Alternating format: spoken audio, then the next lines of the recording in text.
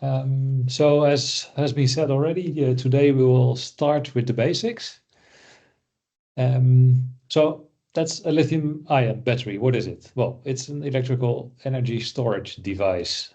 And as a lithium-ion battery is rechargeable, it's also called a secondary battery, meaning it can store and release electrical energy multiple times. Now, today's lithium-ion battery is still made of the same four key components as it has been since its market introduction in 1991. A positive electrode called the cathode, a negative electrode called the anode, the electrolyte, which is the medium in which the ions move, and the separator, which is a layer which prevents the two electrodes from making electrical contact, which would otherwise shortcut the battery. Now let me use this animation on the right to explain how a lithium-ion battery works. In the discharged state, all the lithium is stored in the cathode. You can charge the battery by applying a voltage on the battery poles, and the lithium ions are then pushed via the electrolyte and through the separator to the anode. At the same time, electrons are moving through the external circuit and recombine in the anode with the lithium ions. As a result, when the battery is fully charged, the lithium is stored in the anode. When you are ready to use the energy, you apply an external circuit to connect the two poles, and while the lithium ions are drawn to the cathode, the electrons drive your electromotor or your computer chip, until all the lithium is stored in the cathode again and the battery is discharged.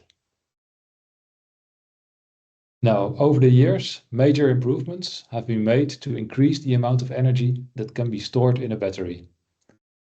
And especially for the cathode, several new materials have been introduced, either to increase performance or to reduce dependence on minerals such as cobalt. And one particular trend is to increase the amount of nickel in the cathode. Similarly, for the anode, graphite has been introduced. But the number of material innovations on the anode side has so far been behind those on the cathode side. Before we go there, a little bit more about the market. The battery market is a very large industry. It represents a total value of almost $70 billion last year, which is expected to grow to more than $300 billion by 2034. And this growth is driven by electric vehicles and the storage of renewable energy. So let's dive a little bit deeper in that. The quest for improved battery performance and energy density. There's an enormous quest there, and this is mainly driven by batteries in mobile or handheld applications, and less so in stationary storage, where weight is less of a concern. As first, the largest of these markets is the market of electric vehicles, or EVs. Automotive brands such as Tesla or BYD want their EVs to have longer range, or they want to reduce the volume and weight taken up by the batteries to make smaller, more compact cars. Both of these can be realized with batteries with a higher energy density, either expressed in watt-hours per kilogram, which is the gravimetric energy density, or watt-hours per liter, which is the volumetric energy density. Another important feature which the EV industry demands is faster charging. Reducing the time it takes to charge the battery from 30 minutes to less than 5 would be a game changer for the industry, bringing the time to charge almost on par with the time to fuel your petrol car, and without the smell of the gas, of course. Secondly, in addition to electric vehicles, there are other markets which require an increased energy density, such as drones. A higher gravimetric energy density enables drones to fly longer, to carry more payload, and to take off quicker. Drones are a fast-growing market, whether for military or for civil applications, such as, and I have a whole list here, precision agriculture, traffic monitoring, wireless coverage, remote sensing, search and rescue operations, or delivery of goods. Thirdly, another market that benefits from high energy density is the consumer electronics market. Customer expectations, such as longer battery life or thinner devices, as well as high power usage for AI applications, drive the quest for batteries with high energy density. Advanced batteries enable the next generation of phones and smartwatches, as well as smart glasses, fitness trackers, earbuds, and rings. So altogether, the largest market is the electric vehicle industry, while several other industries, such as drones and consumer electronics, also benefit hugely from improved battery performance. And with that, I hand over to Virgo.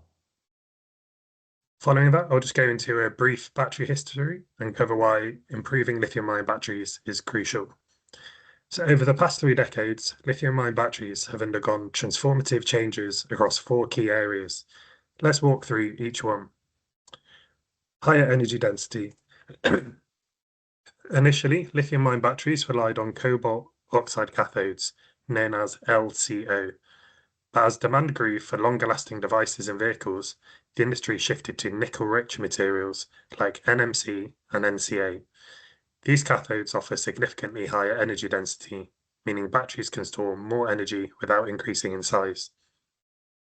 Number 2, faster charging. Charging speed has also improved dramatically. This is thanks to the introduction of silicon graphite blends and more recently, silicon-dominant anodes. These materials increase the battery's capacity and allow for much faster charging, an essential feature for consumer electronics and electric vehicles. Number 3, longer life. Durability is crucial, especially for applications focused on commercial electric vehicles and large-scale energy storage systems. Lithium iron phosphate, also known as LFP, cathodes have emerged as a solution here. They offer excellent cycle life, thermal stability, and make them ideal for applications where longevity is key. And finally, of course, improved safety. Safety has seen major advancements. Innovations like coated electrodes, liquid cooling systems, and smarter battery management systems help prevent overheating and reduce the risk of thermal runaway.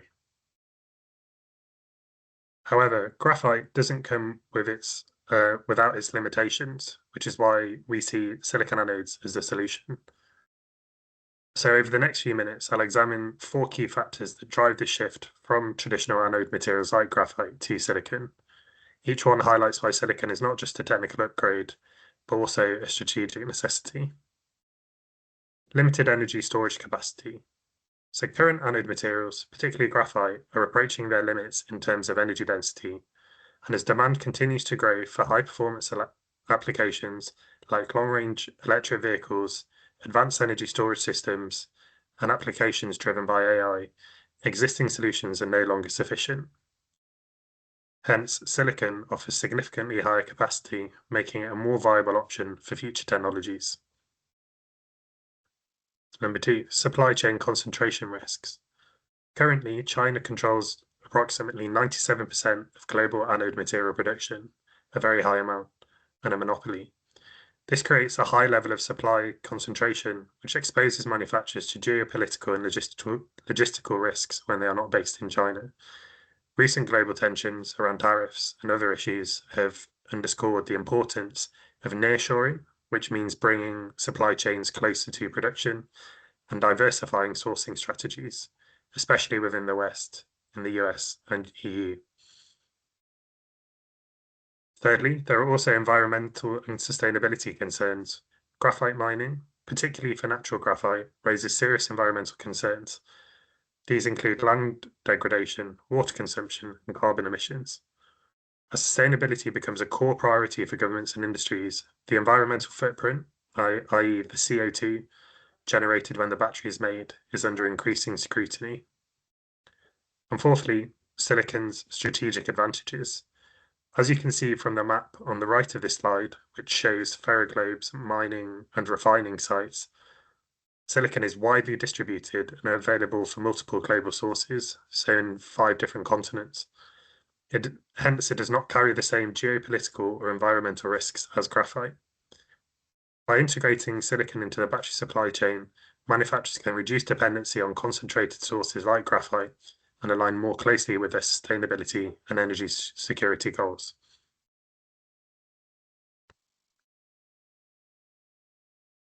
So, to conclude, lithium-ion batteries are one of the key technologies in the energy transition to a more sustainable world, enabling zero-emission vehicles and the storage of renewable energy.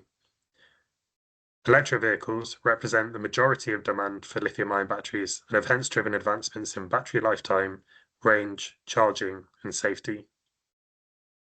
Drones and consumer electronics are major beneficiaries from technical progressions in lithium-ion batteries, opening up brand new industries and applications that we hadn't thought of before. And fourthly, graphite is the current anode material of choice, and whilst cheap, is unsustainably made in an unstable supply chain. This presents an opportunity for locally made, sustainable anodes like silicon. So thank you everyone for listening.